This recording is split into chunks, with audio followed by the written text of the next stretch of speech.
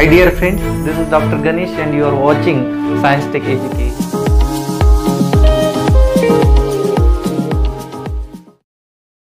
Friends, today we will discuss about very interesting topic, that is the Beer-Lambert's law. But prior to that, you should know some of the terminology, that is spectroscopy, or that kind of the electromagnetic radiation. You know that there are the different electromagnetic radiation, gamma radiation, X-ray is there, that ultraviolet radiations are there, visible radiations are there, that infrared, microwaves, that radio waves. These are the different kind of the electromagnetic radiation having its individual wavelength. And right from these number of that electromagnetic radiation, we pick up the UV and visible. Range of that UV radiation is started right from 200 nanometer and cease at 400 nanometer. Is of that visible radiation, it is started right from 400 nanometer and cease at 800 nanometer. And today we pick up the combined wavelength range, which is started right from the 200 nanometer and it is ceased at the 800 nanometer.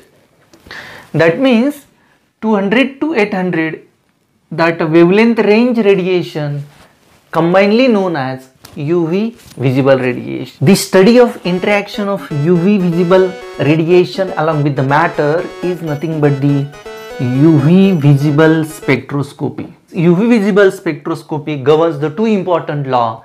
First one is Beer's and second one is the Lambert's, and combination of these two is called as Beer-Lambert's law.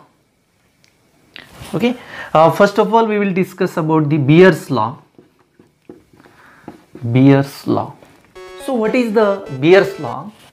Very simple. Beer's law is nothing but when monochromatic light, this is the monochromatic light. When monochromatic light is passed through the transparent media, at that time the rate of decrease in intensity, is directly proportional to the concentration of solution. That means suppose we pass the intensity in terms of integer, we consider there, suppose 100 radiation we pass through the solution. After passing 100 radiation, suppose 20 radiation come out. If 20 come out means what? 80 radiation absorbed by the solution. Suppose we change the solution and its concentration is suppose C1. Initially C and right now it is C1. And that concentration is more, suppose, rather than previous one. And again we pass the 100 radiation. After passing 100 radiation, instead of 20, we got only 10 radiation. What it indicates? It indicates that 90 radiation absorbed by whom? Solution. So increase in concentration, increase in absorbance, or in another language, there is a decrease in rate of that intensity. Rate of intensity is decreases.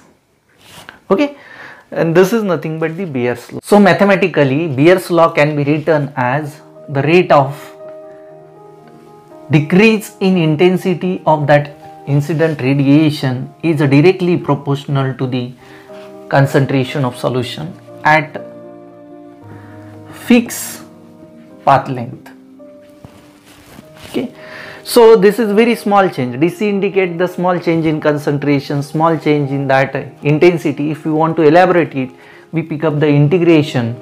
So integrating this within the limit, that initial intensity we know that it is I0 and intensity of that transmitted radiation, that is IT. So integrate this within the limit I equals to I0, that is the intensity of incident radiation on solution, to the I equals to IT. This is the di upon I. So as to remove this proportionality sign, we pick up any constant, suppose it is K. Integrate within the limit, initial concentration of solution, suppose 0, to C equals to C. Here is a DC.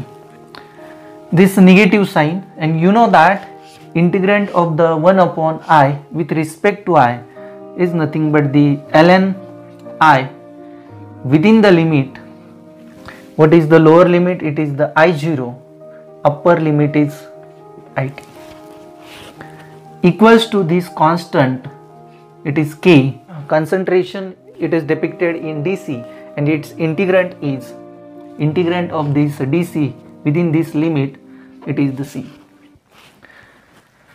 When we substitute this upper and lower limit, at that time we get minus ln IT upon I0 equals to that Kc. Suppose we depict this equation number 1, 2.303 into log, you know that ln means 2.303 into the log to the base 10 into, when we remove this negative sign at that time I0 at the numerator, so I0 upon IT equals to Kc. When we shift this term to that side, then that K upon 2.303 into C, and this log to the base 10 I0 upon IT is nothing but the new term is come to here, it is absorbance of the solution, and the new constant for this, that is the capital K into C. This is nothing but the new form of that Beer's law. So we can define the Beer's law, the absorbance of solution is directly proportional to the concentration. More is the concentration, more is the absorbance. Less is the concentration, less is the absorbance. Okay, and right from equation number 1, we can write down the integrated that form of the Beer's law. This negative sign, when we shift to that side, what we get? ln IT upon I0 equals to minus Kc. Suppose we wish to remove this ln, we pick up the antilog of both sides. After taking log and antilog, it is cancelled to this side. So IT upon I0, and there antilog of this term e raised to minus Kc. And when we shift this I0 to that side, we got the final form, that is the integrated form of the Beer's law. Let us discuss about the Lambert's law. What is the Lambert's law? It is again too simple. Lambert's law is nothing but the rate of decrease in intensity of that incident radiation is directly proportional to the path length of the solution. Again we consider, if we pass the 100 radiation, 20 radiation come out. That means where is 80 radiation? That is absorbed by the solution. Now, in this case, whatever the concentration, we fix it, but we change the size of cuvette. We remove this cuvette right from that UV visible spectrometer and put down the cuvette who having large diameter. If diameter is more, at that time path length is also increases. And right now when we pass the 100 radiation, we observe there we got the 10 radiation come out. That means how many radiation absorbed by this? 90 radiation is absorbed. It indicates that when we increase the path length, there whatever the rate of that decrease in intensity, it is also increases at fixed concentration. Concentration in this case is fixed one. This is nothing but the Lambert's law.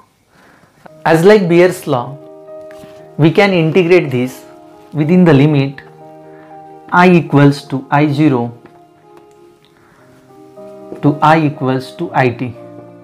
That I0 is the intensity of incident radiation, IT is the intensity of transmitted radiation.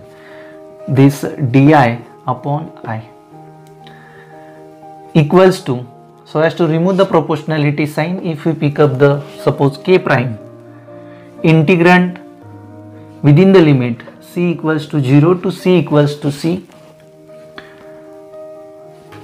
dx, that is the small change in the path length. When we integrate this, it is ln minus ln that I within the limit I0 to it, and it is k prime x.